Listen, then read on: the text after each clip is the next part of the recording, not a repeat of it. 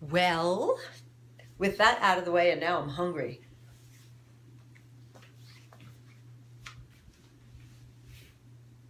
So everything's included in handstand. You want to hug the muscles to the bones all over your body and start strong with your hands. If I come down to my forearms, I'm going to measure it out. You want to cross your arms over each other, both. That's usually the setup, and then after a while you don't have to do that anymore. You can interlace the fingers and keep the hands strong, or you can do the hands flat. But regardless, I'm going to press my elbows out to the side to lock the flesh in place. And I'm going to press my hands down. And I'm just going to try to spread my shoulders apart and relax my head. Do like a little cat pose. Do like a little cat pose. And feel strong across the shoulders. So it's protraction of the scapulas. Almost like you're wrapping your scapulas underneath your armpits. Just to get the shoulders strong. And you might plank it out. You can do dolphin push-ups. Walk the hips up. And then bring your chin to your hands. And back. And I'm mostly using my toes. But I'm using my core and definitely my shoulders.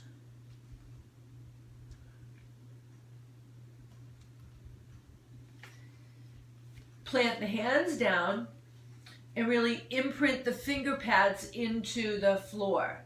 That's pretty cool. That gives you some good solid strength. The palms are down, the fingers are down. If I press the floor away and broaden my shoulders, relax my head, and again go into like a plank and round the spine up. And push the elbows, the forearms, the fingers into the floor and suck the stomach in. Relaxing the head at times, and then at times looking forward, like you're bringing your collarbones. You want to broaden. You want to broaden through the chest. So if I'm down like this, imprinting my finger pads, palms, forearms, and by the way, you only have as much room for your head as your shoulder is from your elbow. So when you start to go really wide, it becomes more unstable. And if you build in stronger, it makes it easier to go from a headstand, right? It's what you're working on, into like a forearm balance.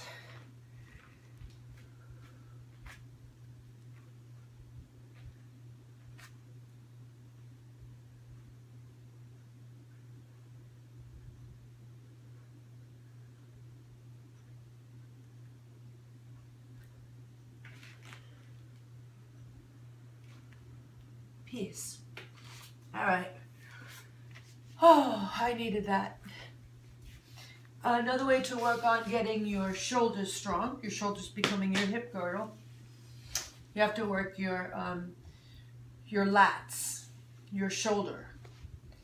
It's just a simple, you could press, just bring the arms up and press the hands up, even though you're not pressing on anything, and make your shoulders really strong. Excuse me.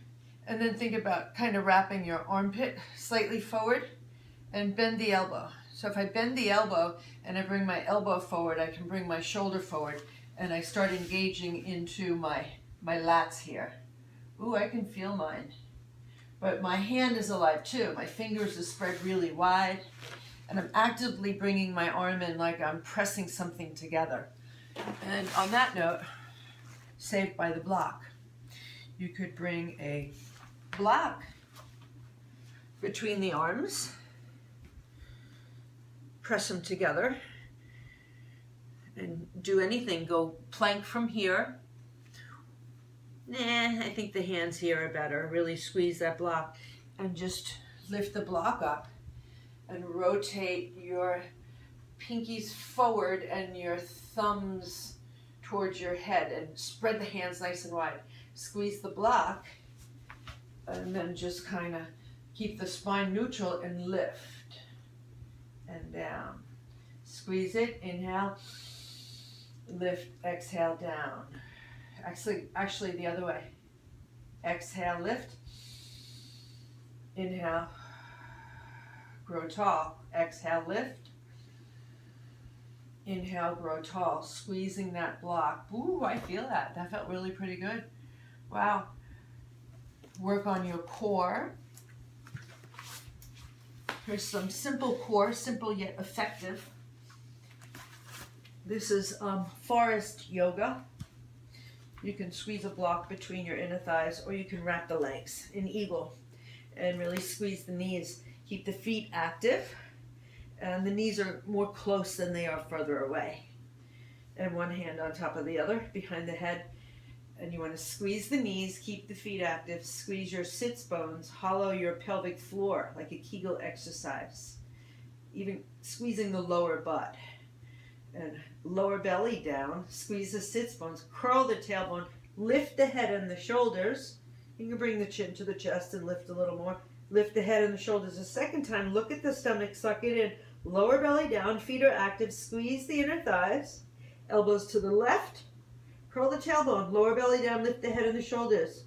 Back to the center, sits bones down, lift the head and the shoulders, elbows to the right, curl the tailbone, lower belly down, squeeze the knees, feet are active, lift the head and the shoulders, and then slowly release out of that.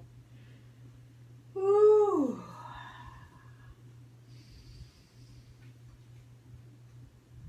And let's go into the other side for balance. So now the right leg is over the left leg. Right, that's the way it was. Oh, don't tell me I have to stop the video and check it. I think it was the other way. Ooh, this is my harder side. I'm over it. It's 10 o'clock at night. Oh, this side's challenging. Wow, I feel this in my pelvis. Feet are active, knees squeezed together. Spine is long. So back traction, hands on the thighs. External rotation, rotate the thighs out and keep lengthening the spine. Little arch is okay. One hand on top of the other behind the head. Inhale.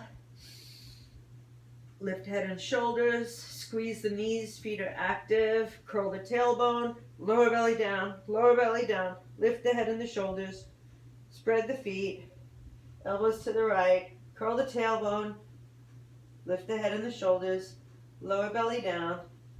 Sits bones down. Back to the center. Over to the left. Curl the tailbone. Lower belly down. Lift the head and the shoulders. Feet are active. Knees are squeezed. Back to the center. And release down. That felt really good.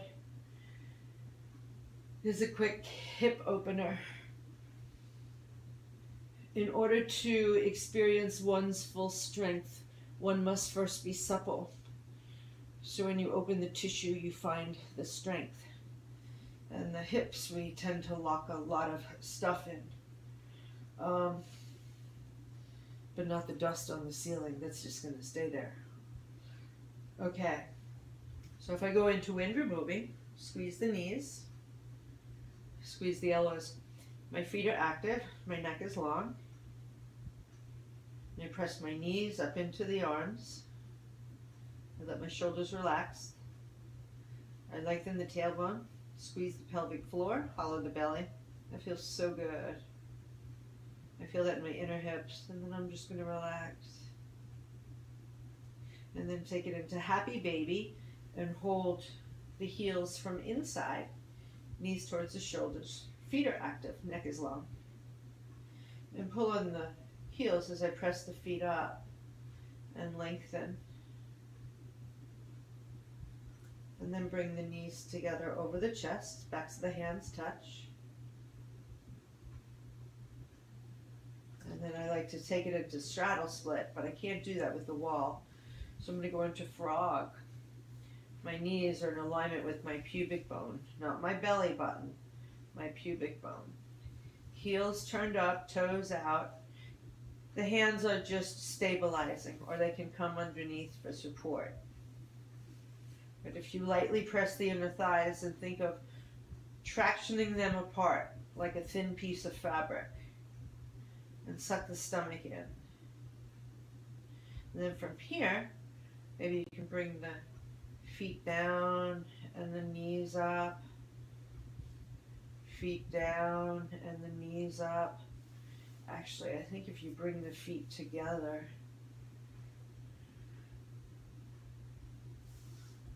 it just all feels so good. Okay, that's it for now. Although there probably wasn't much on handstand or headstand. So with headstand, another strong stabilizing factor once you get the upper body strong. Your hand or your palms are open.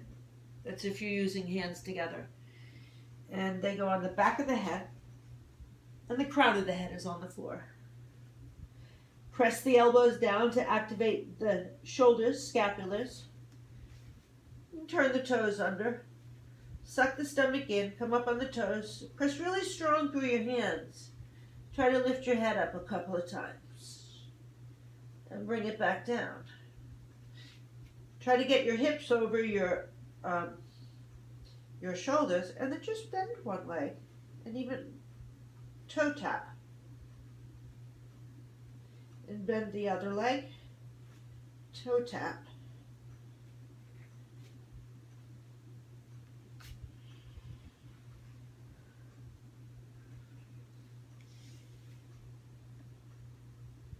You got it. I like what I saw.